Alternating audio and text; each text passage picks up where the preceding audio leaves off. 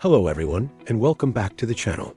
Today we've got one of the most dramatic football stories of the summer, and it involves Newcastle's star striker, Alexander Isak, and a potential blockbuster move to Liverpool.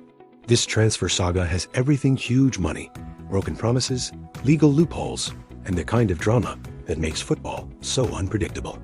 Make sure you stick around, hit the like button, subscribe to the channel, and turn on notifications so you don't miss any of the updates we'll be bringing as this story continues to unfold. Let's dive right in. Alexander Isak arrived at Newcastle in 2022 for a club record fee of around £63 million. And since then, he's become one of the most important players in the Premier League. He made an immediate impact, scoring against Liverpool at Anfield, and over the next 3 seasons he proved himself as Newcastle's talisman. 62 goals in a little over 100 appearances, a Carabao Cup win in 2025, and constant recognition as one of the most dangerous strikers in England. For Newcastle, he was more than a player. He was a symbol of their ambition under their new ownership. But in football, things can change quickly. Earlier this summer, Liverpool reportedly made a huge offer around £110 million with add-ons. Newcastle rejected it immediately, saying he was not for sale.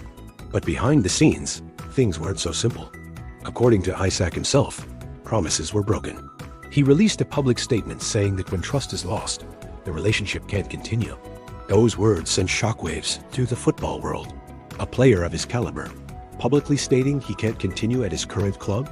That's not just frustration, that's a declaration of war. The fallout was immediate.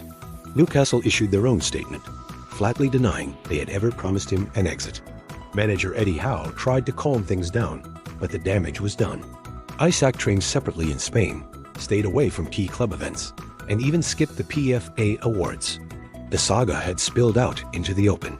Fans were divided, some furious at Newcastle's ownership for mishandling their star player, others furious at Isak for abandoning the team in such a public fashion. Meanwhile, Liverpool didn't go away. Reports suggest they've been preparing to increase their bid, even up to £130 million, which would make it the most expensive transfer in British history. For Liverpool, Isak isn't just another signing. They've already brought in Hugo Ekitike, Florian Wirtz, and other exciting players, but Isak would be the crown jewel.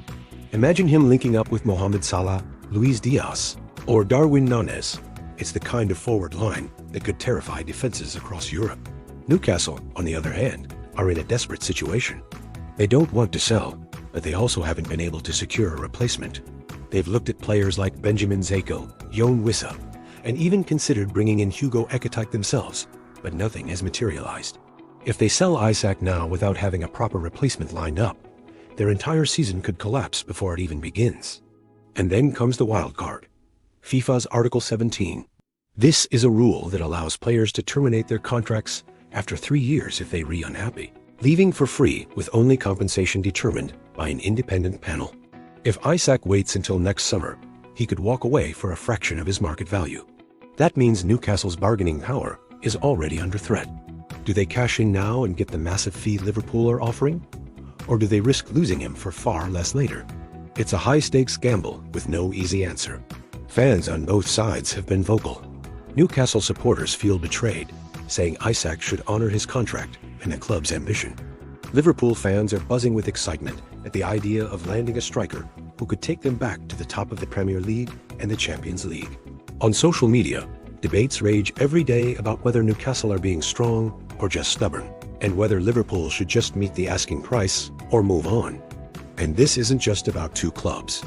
This transfer saga represents the modern football economy. Players now have more leverage than ever, using statements, legal rules, and fan pressure to push their way out. Clubs have to weigh loyalty, money, and long-term strategy in every decision.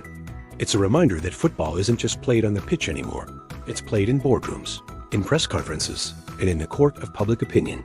Now, I want to know what you think. If you're Liverpool, do you go all in, pay the £150 million, and bring Isak to Anfield? Or if you're Newcastle, do you stand your ground, keep your best player, and show the football world that money doesn't always win? Drop your opinions in the comments. I'll be reading them all, and I want to hear your thoughts.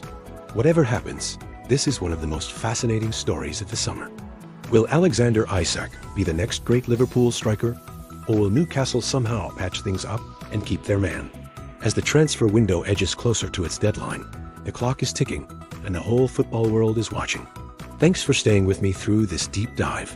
If you enjoyed it, don't forget to hit the like button, subscribe for more football breakdowns, and share this video with other fans who want to follow the twists and turns of the transfer market. This saga is far from over, and I'll be here to bring you every update, every twist, and every surprise along the way. Until next time, take care, and I'll see you in the next video.